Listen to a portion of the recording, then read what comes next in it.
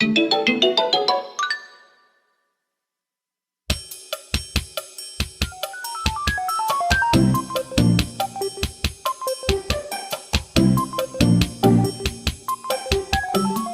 bugs Luigi while he's meditating because he's bored.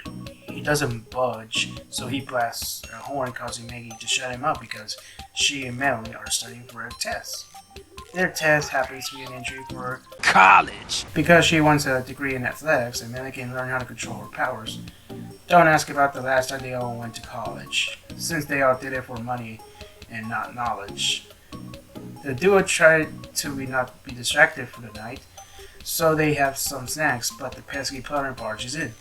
He comes back with Bolly thinking they'll help her with math, with a life-threatening problem involving X.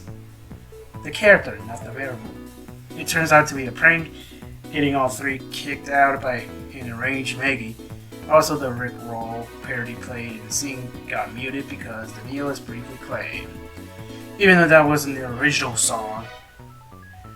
Their next step is to binge a ton of energy drinks to secure their cram session, but end up crashing the next morning. Mario finds them napping on the floor, so he and Luigi cover them up for them to take their test. Once it starts, they struggle and disrupt others, annoying EGAT. Luigi decides to meditate and grabs his brother's hand, making them ascend simultaneously. In the astral plane, he takes the girls' souls and explains the situation. Testing is almost over, so Luigi shows them their papers and they answer them by controlling the brothers' bodies.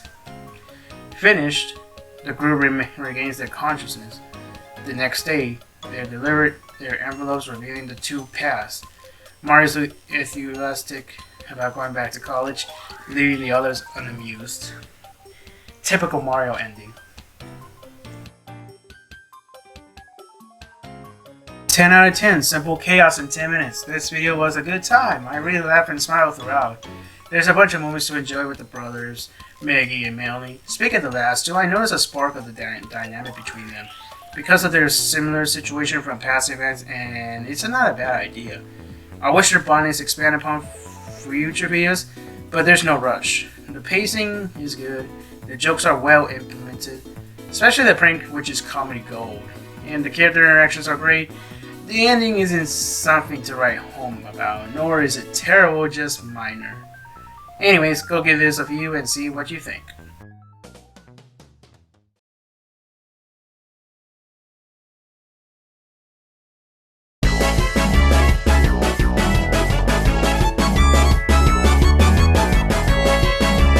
Subtitle?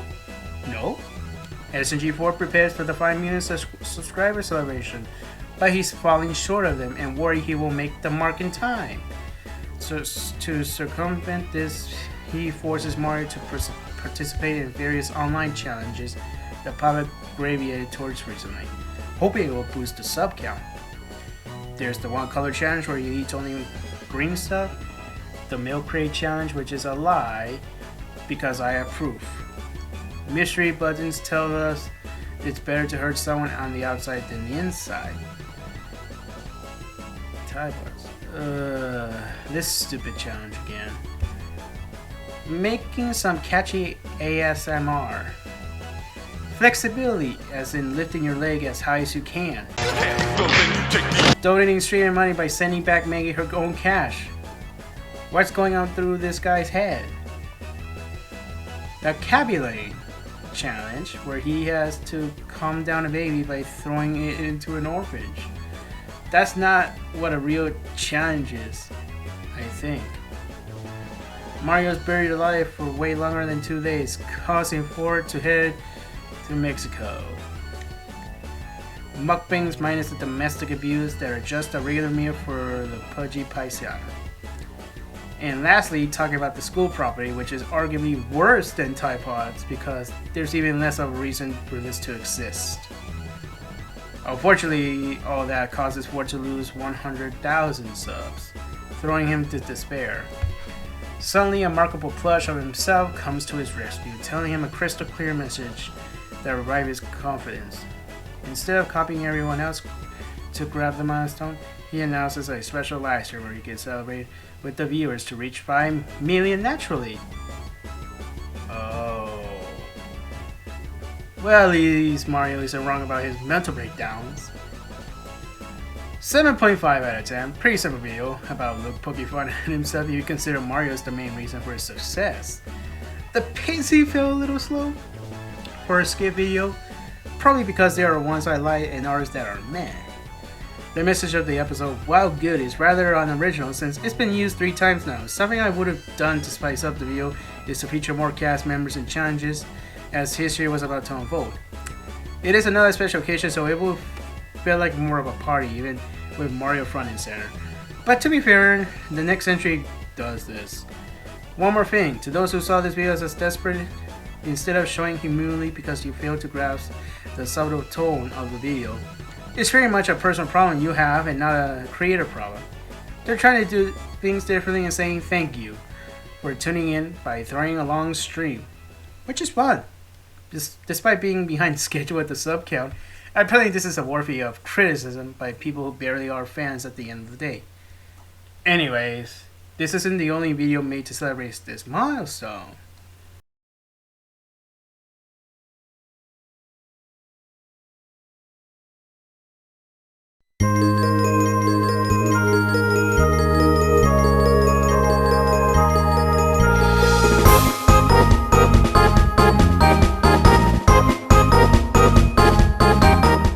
This special starts off with the crew partying in the castle. Ford congratulates everyone for helping the channel get so far.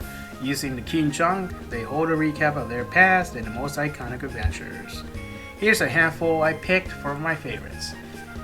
The Cake is a Lie, Freddy Spaghetteria, Who Let the Chump Out, The Crazy Fighters, Idiot Carts, 101, 101 Ways for Mario to Die, Simono 9, Casino Cards and Chaos, Mario the Ultimate Gamer, World War Mario, and the final piece. What is the number of the day? Well, it's 0. That means it's nothing. This video stays a treat and a very nice compilation instead of being a cut-paste clip show. They took the time to recreate their biggest hits through self-parody, much like the anniversary movie. This is another great way to celebrate the series' history. There's not much else I can say about this video, so I decided not to rate this one. You can come up with your own conclusion as long as it's reasonable. Now it's time to cap off the reviews for this month.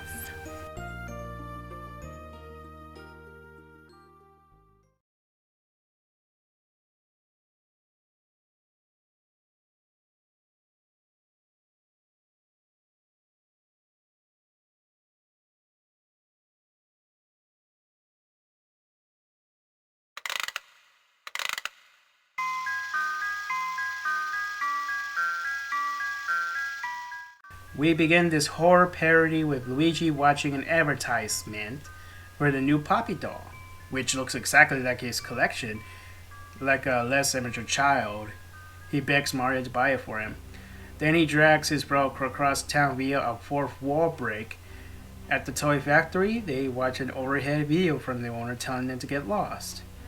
Luigi suddenly gets kidnapped and Mario is forced to look for him. Stumbling upon a locked door, he rides Thomas to ram it down, crashing into Purple Guy in the process. Fuck him!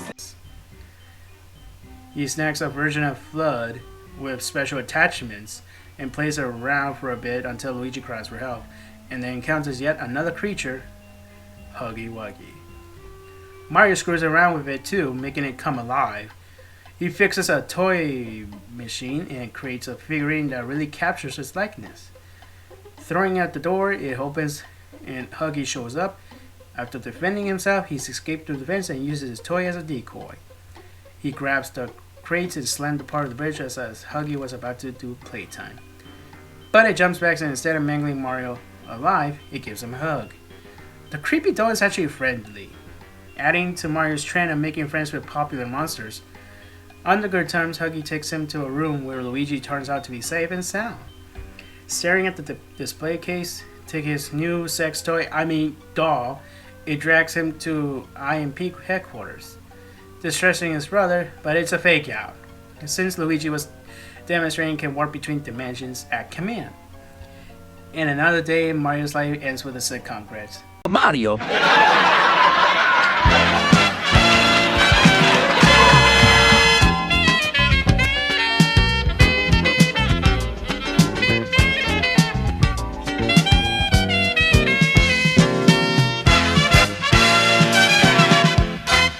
Nara closing with fit these mishaps. 9 out of 10. This is pretty much another faithful parody to add to the list. I was sold on the Toy Factory setting. Huggy's motto was a nice touch, and the ending caught me off guard. Normally I explain why the execution always justifies making a video on trendy games, but there's some news I had to address regarding this one. So haven't you already heard about these files called NFTs that crazy people and businesses are investing in? If not, I invite you because most of these are attached to hurting the environment through their energy consumption. Sadly, the web thinks you haven't been smacked in the face enough, since unfortunately, the devs of Poppy Playtime are selling tokens of their own. Even though the player base had advised them not to, and make things worse, one of the voice actors, who you may recognize, is against them as well. It's safe to assume anyone who's passionate about a project might dishearten that it's part of a scam now. Well, this topic was still fresh in mind. I found that people behind the studio who also run two Minecraft animation channels, you know, the ones with the circus baby on them, happen to be some shady folks. It's no wonder they decide to capitalize on a product that had potential in one of the worst ways possible. If you'd like to know about what these guys been up to, I recommend this video that'll cover everything. Link will be in the description on the top right and the top right corner. Now you're likely asking what does have to do with this episode? Well, you already know me as someone who's against slandering the innocent, as in guys who worked on the video and anyone else who promoted the game isn't at fault. It won't surprise me that much if the episode is used to as bait to make anyone believe, including those who aren't fond of their stuff already. They're promoting those tokens full stop. It ain't possible to separate the video from the product. Hell, it could interpret it as Poppy is being mocked the whole way through if you ever liked it. Ultimately, I beg you not to harass anyone involved with Poppy Playtime, whether they made the game or content about it. The same goes for Kasuna AI, or more or less the people behind her. Man, I hate this world. You're probably questioning why I inserted this stuff in the video, talking about it in Cartoon Plan for now. For now, I'll say you'll find out next time.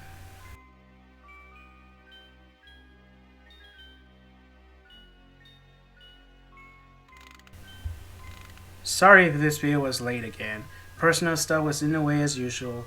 I appreciate your patience and watch time if you're still interested. Spreading the word by sharing these videos would be great, and consider sticking around if you want to see more. Hope you're taking care of yourself this holiday season, and as always, peace out.